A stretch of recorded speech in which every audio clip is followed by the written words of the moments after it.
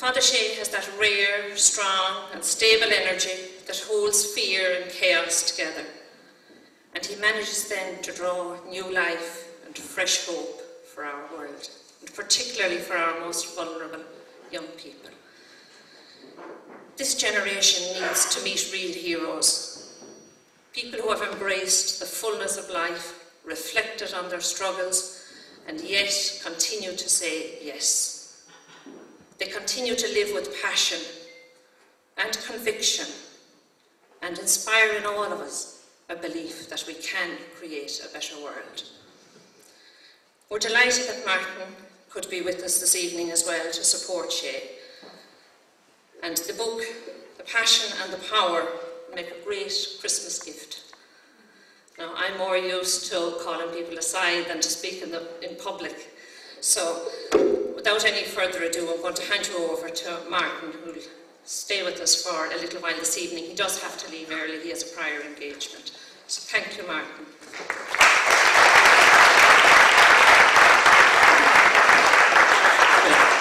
Thanks. My prior engagement is an early class tomorrow morning at NUI.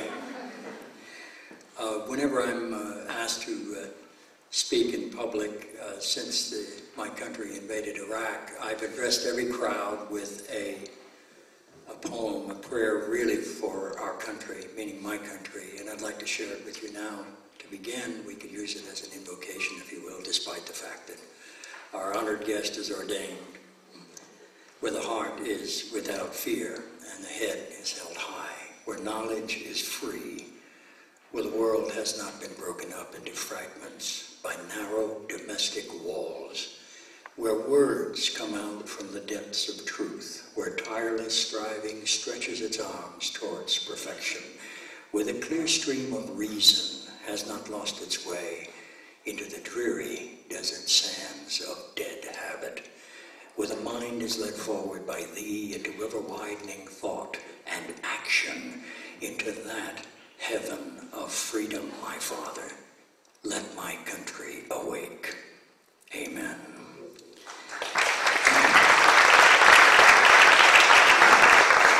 That brief poem was written by Rabindranath Tagore. Any of you who are studying English literature or anything about India will recognize the name. He's the Indian poet laureate. He died in 1940, but he was awarded the Nobel Prize for Literature in 1917. He was a great friend of Mahatma Gandhi, and he supported independence, and he was a nonviolent advocate for change. I learned that poem while I was in India in 1981 doing a small part in the film Gandhi. And I see from some of the faces that rings a bell, it's familiar. It should be. It was a very, very successful picture all over the world. But nowhere was it more successful than in my community, in Hollywood. Everyone in Hollywood loved Gandhi. Everyone in Hollywood wanted to be just like Gandhi. Thin, tan, and moral.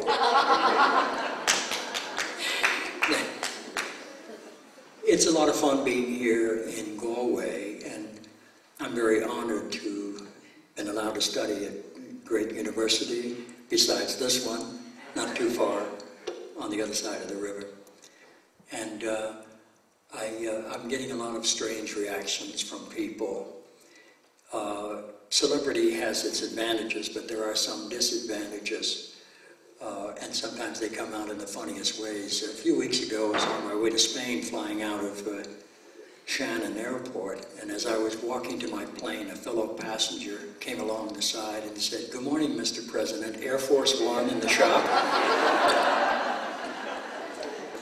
My favorite story about being out in public as a celebrity was one day my wife and I were walking down the street in Santa Monica, California, and two very young preteen girls were coming our way, and I could see behind their eyes they recognized me, and I was prepared for their adulation.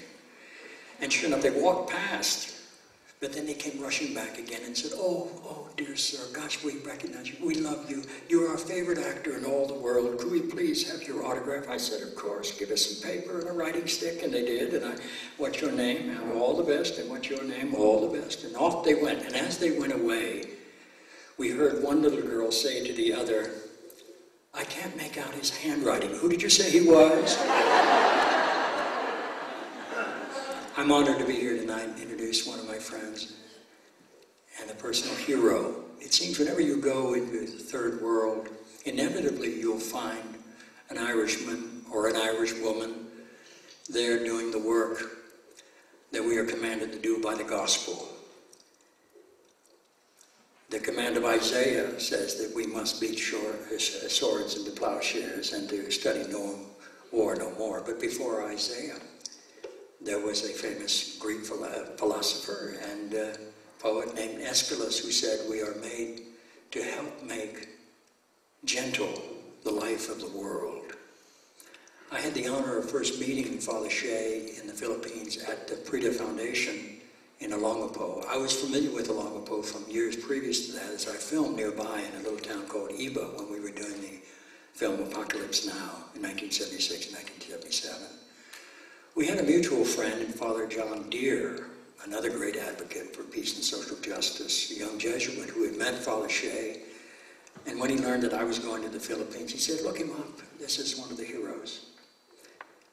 And I did, and I was not disappointed. Again, going into the darkest, most difficult places in the world, you'll usually find an Irish man or an Irish woman there at the command of the gospel.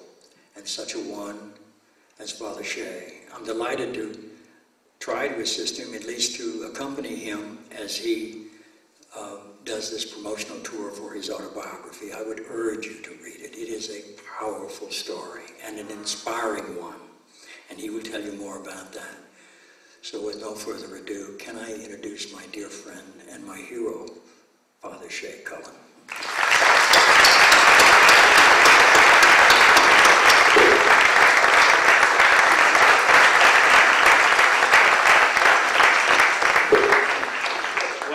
Thank you for all that. I don't think I'm deserving of this terrific introduction anyway. Martin, thank you for being with us in the solidarity. I was saying only last week, I was doing saying Mass in Greystones and Wicklow, and it was Mission Sunday. But I was telling everybody, look, you look at me, we're here, it's Mission Sunday, so you have a missionary. But in fact, every one of us has a mission. We are all, in a way, a mission for life, a mission to support human rights, the dignity of the human being, no matter where it is violated, no matter where there is a great need. Every one of us have this duty. And the fact that so many people fail to act and to respond to the defense of human rights means that it goes on unabated. It means that the abusers can do what they like, because some of us, maybe too many of us, stay silent. And think about it, silence is a form of consent. We are unknowingly allowing evil to get power. And as they said, it only takes good people to do nothing so that evil will triumph. And so we can't allow that to happen. There's many kinds of evil in the world. It's not out there in the developing world, it's not only somewhere else. The power, the struggle for good and evil goes on every day in life. The mission we have in our lives, of course, is to restore and strengthen the dignity of every human being. Christianity is about one thing. Christianity is about working for justice. All love, all relationships, everything is based on that one deepest concept of the gospel, that justice for all, justice for each one in our family, in our community, in the world. And my mission is basically exactly that, working for justice and truth. I want to let you know that, the issue which I will talk about tonight is basically some of the events in my life. But we will start at the one that is most pressing and the work of many, the last few years. We have worked, as you know, some are aware of our campaign in the Philippines to stem the sex tourism, the exploitation of the poor, the terrible imprisonment of children. So why, I will explain later, the root causes of this exploitation, and I'm going to explain some of the reasons why children are in prison and what we do to rescue them and to change as much as we can, and the success that we have achieved. And the hope that that gives in situations of great human suffering and situations that seem hopeless and powerless.